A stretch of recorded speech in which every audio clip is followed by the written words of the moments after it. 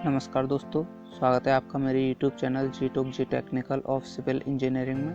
दोस्तों, आज मैं UP Jal Nigam previous year question paper series का पार्ट 3 लेकर आया हूं, जिसमें UP Jal Nigam previous year papers में आए हुए वेरी इंपॉर्टेंट क्वेश्चंस कराऊंगा।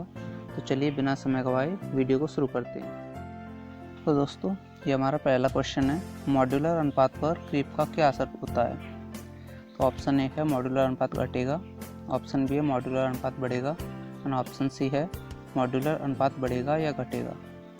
घट भी सकता है और बढ़ भी सकता है। और ऑप्शन डी है यह अचल रहता है, इसमें कोई चेंज नहीं होता है। तो इसका आंसर है ऑप्शन बी, मॉड्यूलर अनुपात बढ़ेगा। तो इस तरह से m का मान फाइंड करने के लिए एक फॉर्मूला और दिया गया है IS 456 2000 में 280/3 सिग्मा CBC। इसमें सिग्मा CBC न्यूटन पर mm स्क्वायर में कंक्रीट की अनुमत नमन संपीड़न प्रतिबल है। तो अगला क्वेश्चन है हमारा, अगर एक RCC छत स्लैब का दोनों दिशाओं में पार्ट का अनुपात 3 से अधिक है तो स्लैब किस तरह से डिजाइन की जाती है।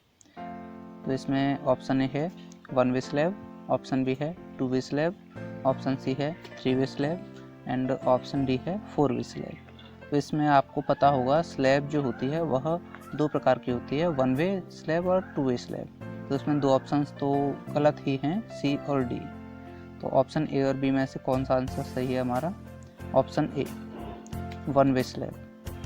इसमें जब L/B का रेशियो 2 या 2 से अधिक होता है तो वह 1 वे स्लैब होता है, और L/B का रेशियो 2 से कम होता है तो वह 2 वे स्लैब होता है। जैसा कि आप इस फिगर में देख सकते हैं। इस फिगर में आप देखेंगे 1 वे स्लैब, इसमें ये इसकी लंबाई है एंड ये इसकी चौड़ाई है। तो लंबाई इसकी 2 या 2 गुने से अधिक होगी तो वह 1 वे स्लैब होता है। और आप दूसरे वाले में देखेंगे, इसमें आपकी लंबाई और चौड़ाई लगभग सेम दिखाई दे रही है स्क्वायर शेप में। तो जब 2 गुने से कम होती है लंबाई इसकी चौड़ाई की तो वह 2 वे स्लैब होती है। मतलब इसमें मेन रिइंफोर्समेंट जो होगा वह दोनों डायरेक्शंस में डाला जाता है 2 वे स्लैब में, और 1 वे स्लैब में केवल एक ही डायरेक्शन में डाला जाता है। इस तरीके से शॉर्टर स्पान पे इसका मेन रिइंफोर्समेंट डाला जाता है। तो अगला क्वेश्चन है हमारा, एक स्तंभ में अनुप्रस्थ सुदृढ़ीकरण की न्यूनतम पिच क्या होगी।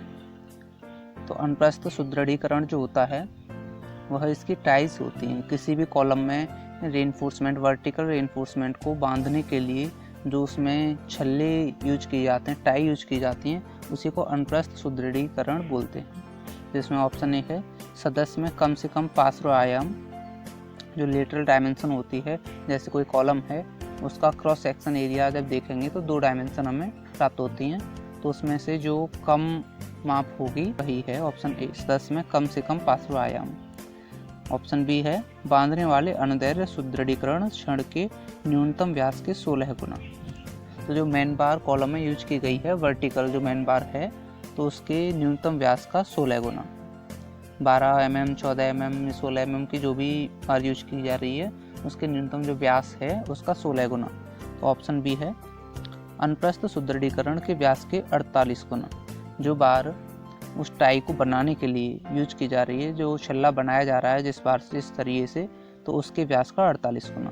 एंड ऑप्शन डी है उपरोक्त तीनों मानों की तुलना में कम। तो इसका आंसर है हमारा ऑप्शन डी।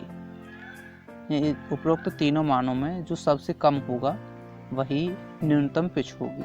जो टाइज के बीच में जो डिफरेंस होता है, कितना गैप दिया जाता है, वही उसकी पिच होती है। तो आप देख सकते हैं न्यूनतम पार्श्व माप एंड 48 48 डी इसमें दिया गया है, एंड 300 mm एंड 16 डी। इसमें जो भी न्यूनतम होगा वही कॉलम की पिच होगी। तो आप देख सकते हैं जैसा कि ये कॉलम है, तो इसमें जो वर्टिकल बार्स हैं, लॉन्गिट्यूडनल रिइंफोर्समेंट होता है, ये वाली जो है ये वर्टिकल रिइंफोर्समेंट है। एंड ट्रांसवर्स रिइंफोर्समेंट जो कि टाइज की हम अभी बात कर रहे थे वो ये वाली है, ये वाली ट्रांसवर्स रिइंफोर्समेंट। तो पिच जो होती है वह 2 टाइज के बीच की दूरी को हम पिच बोलते हैं। यहाँ से यहाँ तक की दूरी पिच होगी।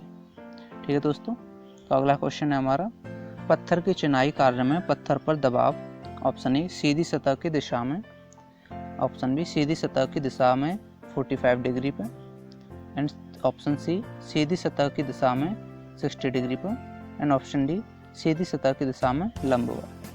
तो इसका आंसर है ऑप्शन डी, पत्थर की चिनाई कार्य में पत्थर का दबाव सीधी सतह की दिशा के लंबवत होता है।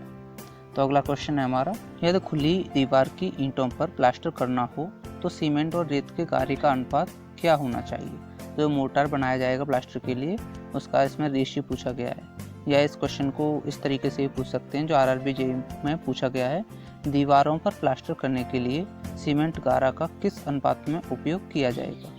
तो इसका option A 1:2, option B 1:3, option C 1:4 and option D 1:6। तो इसका जो अनुपात होता है इसमें 1 सीमेंट है एंड सेकंड वैल्यू 2, 3, 4 एंड 6 ये सैंड होती है। तो इसमें जो इसका अनुपात लिया जाता है ये सूखे मसाले का अनुपात होता है। तो इसका आंसर है ऑप्शन सी 1:4। जब खुली दीवार की ईंट पर प्लास्टर करना हो तो सीमेंट और रेत के कार्य का अनुपात 1:4 होना चाहिए। इसमें अलग अलग कार्यों के लिए अलग अलग अनुपात दिए गए हैं। स्तंभ और भारी धरण कॉलम एंड बीम के लिए 1:2 लिया जाता है, पानी के टैंक के लिए 1:3 एंड फर्श और दीवार के लिए 1:4, कोपिंग के लिए 1:6 एंड नींव के लिए 1:4 ही लिया जाता है। तो अगला क्वेश्चन है हमारा, एक मेहराब का आंतरिक वक्र क्या कहलाता है, या ये इस तरीके से पूछा जा सकता है, किसी चाप के भीतरी पृष्ठ को क्या कहते हैं। तो इसमें जो आर्च होती है, आर्च आपने देखी होगी अक्सर पुराने घरों में बनी हुई होती है। तो इसका ऑप्शन ए सोफिट या छत, ऑप्शन बी हॉन्च या रान, option C intrados and option D back या पिछला भाग। तो इसका ऑप्शन नंबर सी सही है, इंट्राडोज कहते हैं। मेहराब या आर्च के आंतरिक वक्र को अधस्तल कहा जाता है। इस सतह को डाट का भित्तली या सोफिट कहा जाता है। आर्च या डाट के ऊपरी वक्र को बहिस्तल या उपल्ली या एक्स्ट्राडोज कहा जाता है। जैसा कि आप देख सकते हैं इसमें ये इंट्राडोज इसमें दिखाया गया है ये, और भी इसके बहुत सारे पार्ट्स हैं, आप इसका स्क्रीनशॉट भी ले सकते हैं। तो अगला क्वेश्चन है हमारा, एक लकड़ी के फर्श में फर्श के जोड़ को दीवार के जोड़ से के द्वारा जोड़ा जाता है। तो इसमें एक लकड़ी का जो फर्श होता है तो उसको दीवार से किस तरीके से किस जोड़ के द्वारा जोड़ा जाता है। तो ऑप्शन ए है चूल और टैनन जोड़, ऑप्शन बी है लगाम जोड़, ऑप्शन सी है चेस्ट चूल जोड़ एंड ऑप्शन डी है दांतेदार जोड़ या कॉक्ड जॉइंट। तो इसका आंसर है option number D, cocked joint या दांतेदार जोड़। लकड़ी के फर्श में फर्श के जोड़ को दीवार के जोड़ से दांतेदार जोड़ द्वारा जोड़ा जाता है। तो इसी क्वेश्चन के साथ वीडियो को यहीं पे ख़त्म करते हैं। अगर आपको वीडियो अच्छी लगी हो तो वीडियो को लाइक करना, शेयर करना एंड चैनल को सब्सक्राइब करना, जिससे मेरी आगे आने वाली वीडियोज़ की नोटिफिकेशन आपको सबसे पहले मिल सके। Thank you for watching my video friends.